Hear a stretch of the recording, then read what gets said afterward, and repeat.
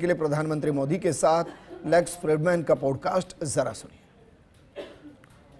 140 करोड़ लोगों का हाथ होता है वो, तो सामर्थ्य मोदी का नहीं है, सामर्थ्य भारत का है। जब भी हम शांति के लिए बात करते हैं तो विश्व हमें सुनता है, क्योंकि ये बौद्ध की भूमि है, ये महात्मा गांधी की भूमि है, तो विश्व में सुनता है। और हम संघर्ष के पक्ष के है ही नहीं, हम समन्वय के पक्ष के हैं। न हम प्रकृति से संघर्ष चाहते हैं, न हम राष्ट्रों के बीच में संघर्ष चाहते हैं। हम समन्वय चाहने वाले लोग हैं, और उसमें अगर कोई भूमिका हम अदा कर सकते हैं तो हमने निरंतर अदा करने का प्रयत्न किया है। मेरा जीवन बहुत अत्यंत गरीबी से निकला था, लेकिन हमने कभी गरीबी का कभी बोझ नहीं फील किया, क्योंकि जो व्यक्ति बढ़िया जूते पहनता है और अगर उसके जूते नहीं है तो उसको लगता है यार ये है। अब हमने तो जिंदगी में कभी जूते पहने ही नहीं थे, तो हमें क्या मालूम था कि भाई जूते पहनना भी एक बहुत बड़ी चीज होती है। तो हम वो कंपेयर करने की वो अवस्था में ही नहीं थे। अब हम जीवन ऐसे ही जिए हैं। मेरे प्रधानमंत्री बनने के बाद मैंने मेरे शपथ समारोह में पाकिस्तान को स्पेशली इनवाइट किया था ताकि एक शुभ शुरुआत हो, लेकिन हर बार हर अच्छे प्रयासों का परिणाम नकारात्मक निकला। हम आशा करते हैं कि उनको सद्बुद्धि मिलेगी और सुख शांति के रास्ते पर जाएंगे, और वहां की आवाम भी दुखी होगी ऐसा मैं मानता हूं। देखिए, आपने जो कहा आलोचना और कैसे डील करते हैं, तो अगर मुझे एक वाक्य में कहना है तो मैं उसका स्वागत करता हूं, क्योंकि मेरा एक कन्विक्शन है कि क्रिटिसिज्म ये डेमोक्रेसी की आत्मा है। मैं सभी नौजवानों से कहना चाहूंगा, जीवन में रात कितनी ही अंधेरी क्यों ना हो, लेकिन वो रात ही है, सुबह होना तय होता है।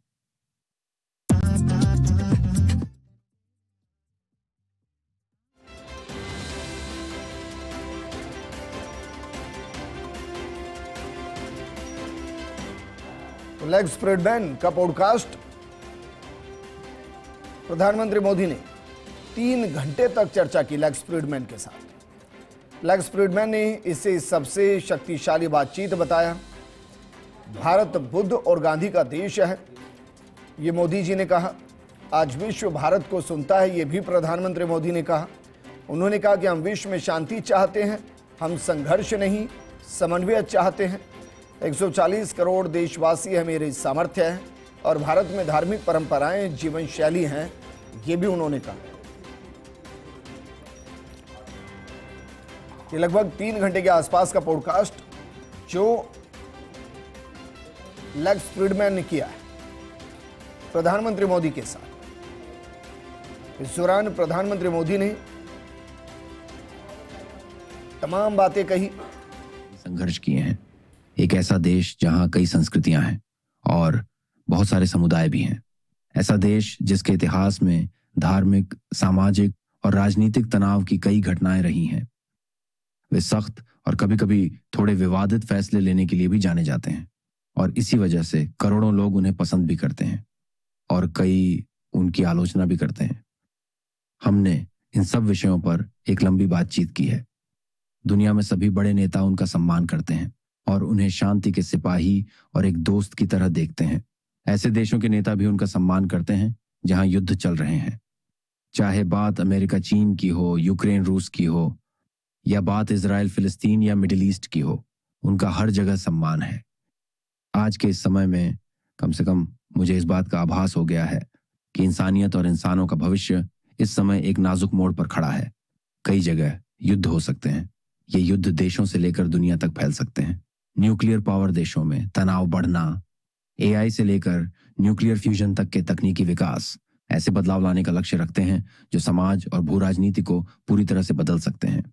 और इससे राजनीतिक और सांस्कृतिक उथल-पुथल भी बढ़ सकती है। इस समय हमें अच्छे नेताओं की सबसे ज्यादा जरूरत है। वे नेता जो शांति ला सकें और दुनिया को जोड़ें, तोड़ें नहीं। जो अपने देश की रक्षा करने के साथ साथ पूरी इंसानियत का भला सोचने की कोशिश करें, और दुनिया का भी। इन्हीं कुछ बातों की वजह से मैं कह सकता हूं कि प्रधानमंत्री मोदी के साथ हुई मेरी यह बात आज तक की कुछ सबसे खास बातचीत में से एक है। हमारी बातचीत में कुछ ऐसी बातें हैं जिन्हें सुनकर आपको लगेगा कि मैं सत्ता से प्रभावित होता हूं। ऐसा नहीं है, ना ऐसा हुआ है, ना कभी होगा। मैं कभी किसी की भक्ति नहीं करता, खासकर सत्ता वाले लोगों की। मुझे ताकत, पैसे और शोहरत पर भरोसा नहीं है, क्योंकि ये चीजें किसी के भी दिल, दिमाग और आत्मा को भ्रष्ट कर सकती हैं। चाहे बातचीत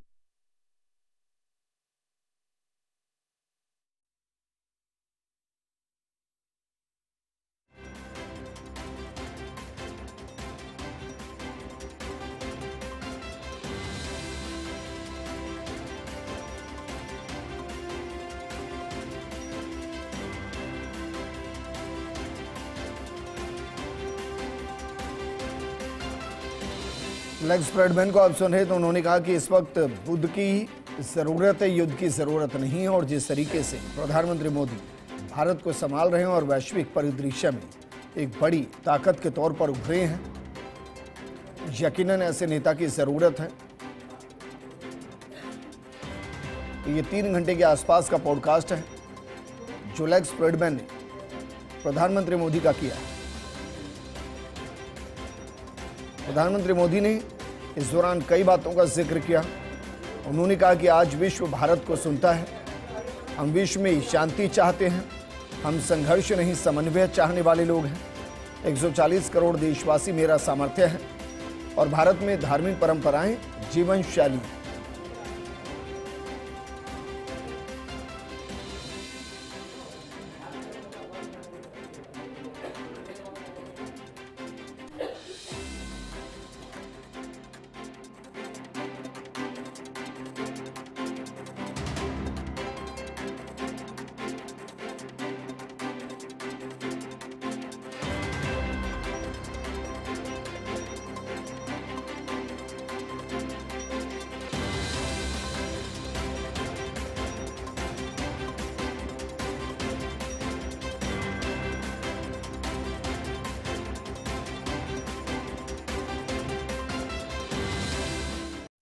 सामर्थ्य मोदी का नहीं है, सामर्थ्य भारत का है। जब भी हम शांति के लिए बात करते हैं तो विश्व हमें सुनता है, क्योंकि ये बौद्ध की भूमि है, ये महात्मा गांधी की भूमि है, तो विश्व में सुनता है। और हम संघर्ष के पक्ष के है ही नहीं, हम समन्वय के पक्ष के हैं। न हम प्रकृति से संघर्ष चाहते हैं, न हम राष्ट्रों के बीच में संघर्ष चाहते हैं। हम समन्वय चाहने वाले लोग हैं, और उसमें अगर कोई भूमिका हम अदा कर सकते हैं तो हमने निरंतर अदा करने का प्रयत्न किया है। मेरा जीवन बहुत अत्यंत गरीबी से निकला था, लेकिन हमने कभी गरीबी का कभी बोझ नहीं फील किया, क्योंकि जो व्यक्ति बढ़िया जूते पहनता है और अगर उसके जूते नहीं है तो उसको लगता है यार ये है। अब हमने तो जिंदगी में कभी जूते पहने ही नहीं थे, तो हमें क्या मालूम था कि भाई जूते पहनना भी एक बहुत बड़ी चीज होती है। तो हम वो कंपेयर करने की वो अवस्था में ही नहीं थे। अब हम जीवन ऐसे ही जिए हैं। मेरे प्रधानमंत्री बनने के बाद मैंने मेरे शपथ समारोह में पाकिस्तान को स्पेशली इनवाइट किया था ताकि एक शुभ शुरुआत हो, लेकिन हर बार हर अच्छे प्रयासों का परिणाम नकारात्मक निकला।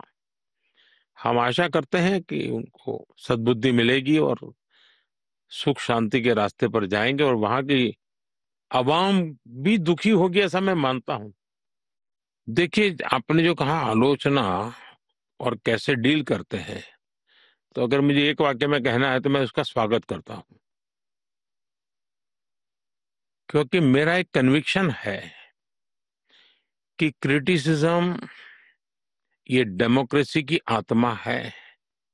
मैं सभी नौजवानों से कहना चाहूंगा, जीवन में रात कितनी ही अंधेरी क्यों ना हो, लेकिन वो रात ही है, सुबह होना तय होता है। अब आप नरेंद्र मोदी के साथ मेरी बात, वो भारत के प्रधानमंत्री हैं। ये मेरे जीवन की ऐसी बातचीत है जो शब्दों से परे है और इसने मुझ पर गहरा असर डाला है। मैं इस बारे में आपसे कुछ बात करना चाहूंगा। आप चाहें तो वीडियो को आगे बढ़ाकर सीधे हमारी बातचीत को सुन सकते हैं। नरेंद्र मोदी की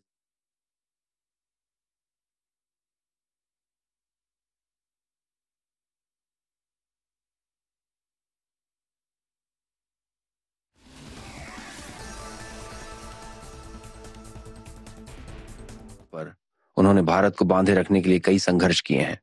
एक ऐसा देश जहां कई संस्कृतियां हैं और बहुत सारे समुदाय भी हैं। ऐसा देश जिसके इतिहास में धार्मिक, सामाजिक और राजनीतिक तनाव की कई घटनाएं रही हैं।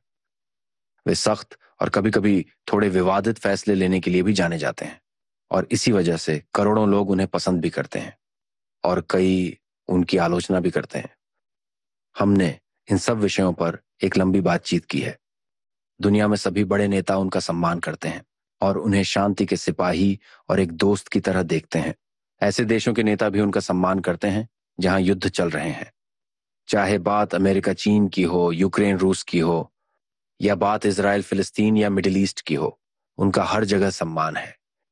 आज के इस समय में कम से कम मुझे इस बात का आभास हो गया है कि इंसानियत और इंसानों का भविष्य इस समय एक नाजुक मोड़ पर खड़ा है। कई जगह युद्ध हो सकते हैं। ये युद्ध देशों से लेकर दुनिया तक फैल सकते हैं।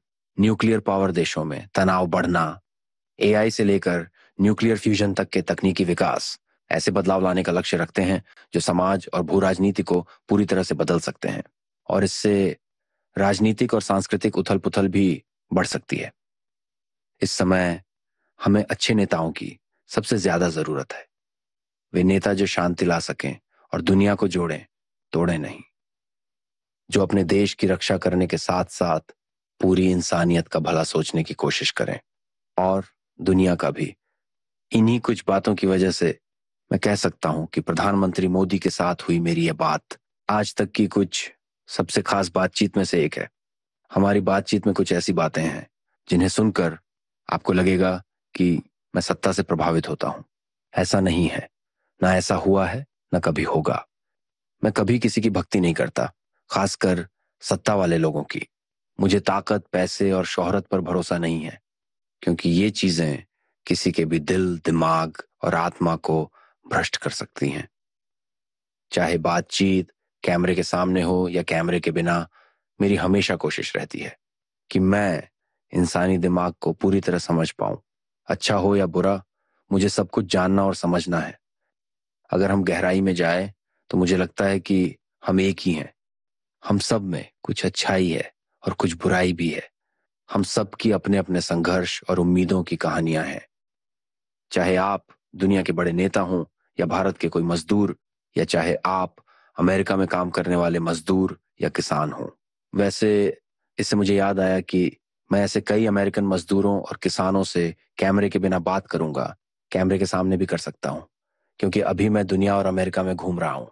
यहां मैंने नरेंद्र मोदी के बारे में जो बातें कही या कहने वाला हूं, वे बस उनके नेता होने से जुड़ी नहीं हैं, बल्कि उनके व्यक्तित्व से भी जुड़ी हैं। मैंने उनके साथ जो लंबा समय कैमरे के सामने और कैमरे के पीछे बिताया, हमारी बातचीत में काफी गहराई थी। इसमें गर्मजोशी, हमदर्दी, हंसी मजाक दिखेगा। अंदर और बाहर वाली शांति की बात भी दिखेगी। हमने इस बातचीत पर अपना काफी ध्यान लगाया है। ऐसी बातचीत जो समय के बंधन से परे है। मैंने सुना है कि वे सभी लोगों से इसी हमदर्दी और करुणा से मिलते हैं। वे सभी तबकों के लोगों से इसी तरह से मिलते और बात करते हैं। और इन्हीं सब बातों की वजह से यह एक बेहतरीन अनुभव रहा जिसे मैं शायद ही कभी भुला पाऊंगा। मैं फिर से आप सबको दिल की गहराइयों से धन्यवाद देना चाहता हूं। मेरे लिए यह बेहतरीन सफर रहा है और आपका हर समय मेरे साथ होना मेरे लिए एक बड़े सम्मान की बात है। आप सबसे दिल से प्यार है।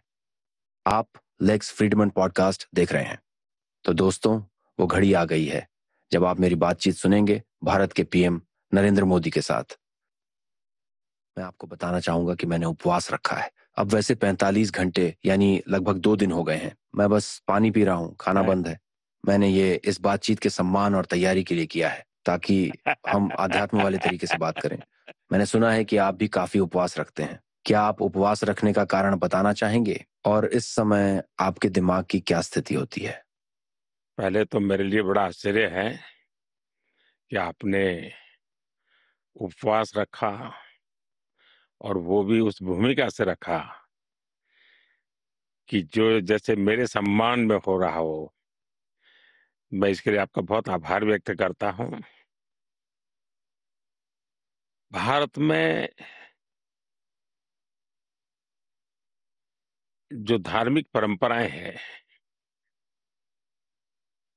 वो दरअसल जीवन शैली है। और हमारी सुप्रीम कोर्ट ने हिंदू धर्म की बहुत बढ़िया व्याख्या की है। हमारी सुप्रीम कोर्ट ने कहा कि हिंदू धर्म में कोई पूजा पाठ, पूजा पद्धति का नाम नहीं है, लेकिन ये वे ऑफ लाइफ है, जीवन जीने की पद्धति है। और उसमें हमारे शास्त्रों में शरीर, मन, बुद्धि, आत्मा, मनुष्यत्व को किस प्रकार से ऊंचाई पर ले जाना, इन सारे विषयों की एक प्रकार से चर्चा भी है, और उसके लिए कुछ रास्ते भी हैं, कुछ परंपराएं हैं, व्यवस्थाएं हैं। उसमें एक उपवास भी है। उपवास ही सब कुछ नहीं है। और भारत में कल्चरली कहो, फिलोसॉफिकली कहो, कभी कभी मैं देखता हूँ कि एक तो डिसिप्लिन के लिए, मैं अगर सामान्य भाषा में बात करूं, या जो हिंदुस्तान को जानते नहीं ऐसे दर्शकों के लिए कहूं, तो जीवन को अंतर बाह्य दोनों प्रकार के डिसिप्लिन के लिए ये बहुत ही उपकारक है। ये जीवन को घड़ने में भी काम आता है। जब आप उपवास करते हैं तो आपने देखा होगा, जैसे आपने कहा कि आपने 2 दिन से पानी पर रहे हैं, आपकी जितनी इंद्रिय है, खास करके सुगंध की हो, स्पर्श की हो, स्वाद की हो, ये इतनी जागरूक हो गई होगी कि आपको पानी की भी स्मेल आती हो। पहले कभी पानी पीते होंगे तो स्मेल अनुभव नहीं किया होगा। कोई चाय भी लेकर के आपके बगल से गुजरता होगा तो उस चाय की स्मेल आएगी, कॉफी की स्मेल आएगी। आप एक छोटा सा फूल पहले भी देखते होंगे, आज भी देखेंगे, आप उसमें बहुत ही उसको रिकॉग्नाइज कर सकते हैं। यानी आपकी सारी इंद्रिय जो है एकदम से बहुत ही सक्रिय हो जाती है, और उनकी जो कैपेबिलिटी है चीजों को एब्सॉर्ब करने नहीं और रिस्पॉन्ड करने की, अनेक गुना बढ़ जाती है। और मैं तो इसका अनुभवी हूं। दूसरा मेरा अनुभव है कि आपके विचार प्रवाह को ये बहुत ही शार्पनेस देते हैं, नयापन देते हैं। आप एकदम से आउट ऑफ बॉक्स, मैं नहीं जानता हूं औरों का उपवास का यही अनुभव होगा, मेरा है।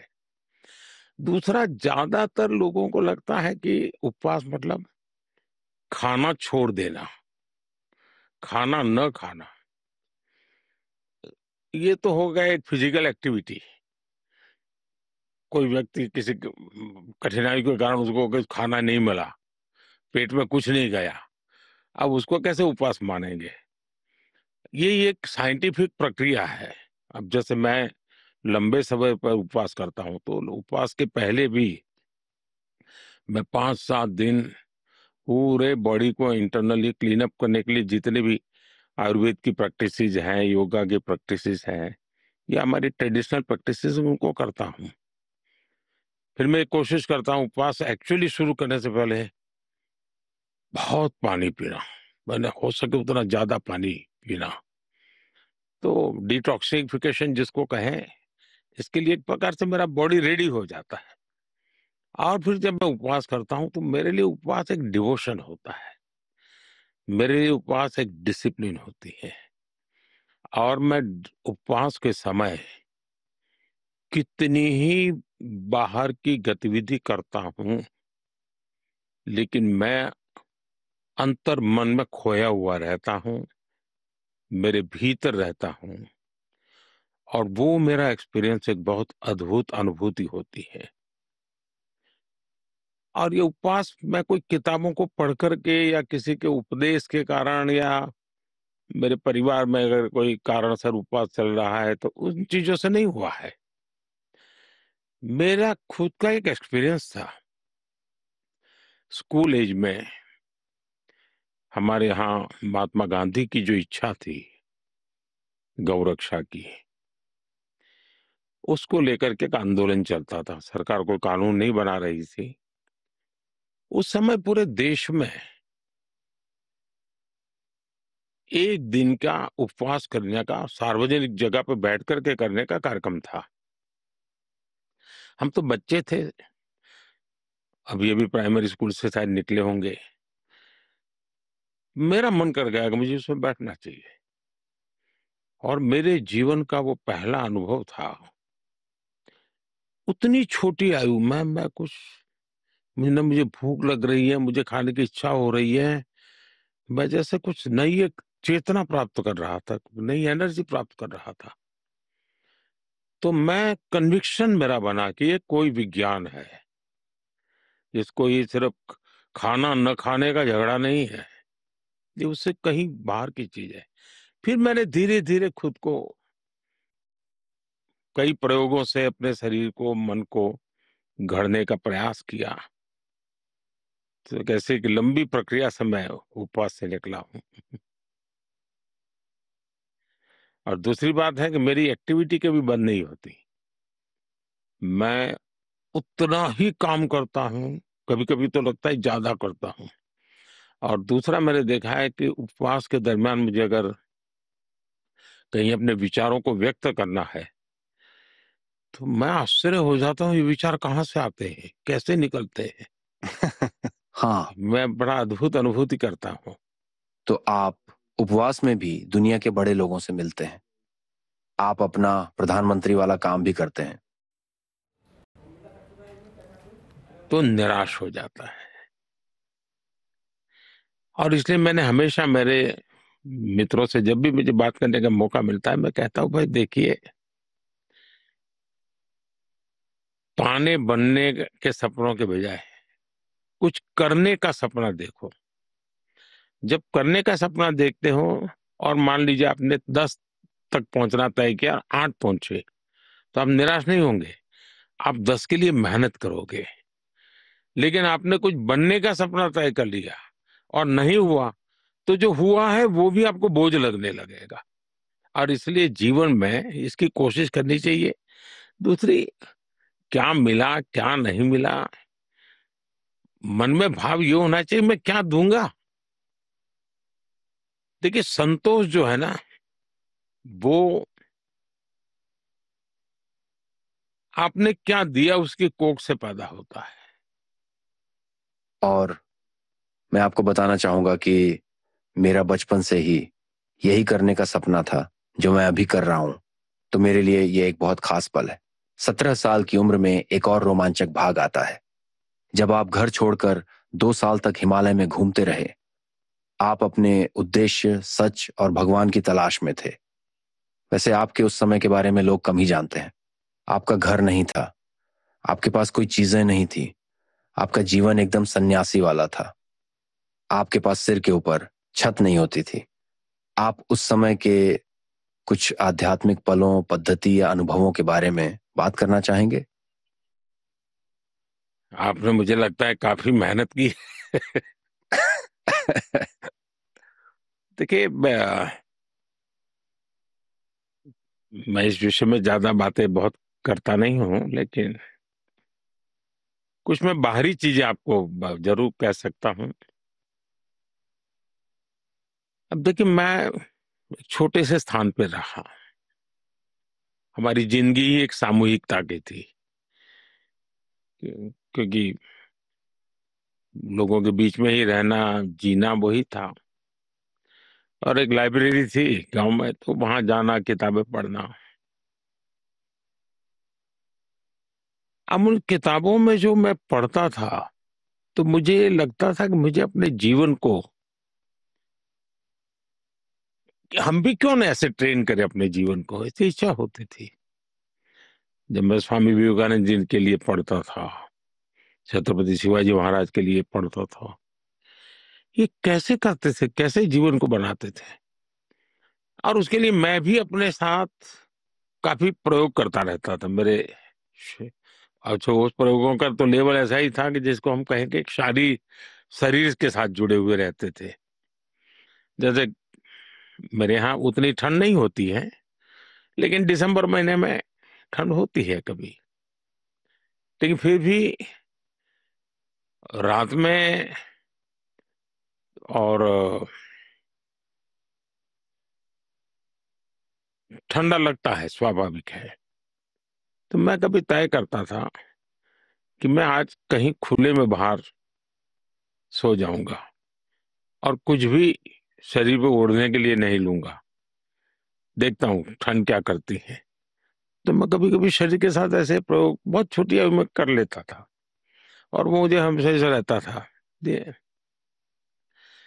और मेरे लिए लाइब्रेरी में जाना और बाकी काफी चीजें पढ़ना, तालाब जाना, परिवार के सब लोगों के कपड़े धोना, और मुझे स्विमिंग का काम मेरा हो जाता था। मेरा फिजिकल एक्टिविटी स्विमिंग ही हुआ करती थी।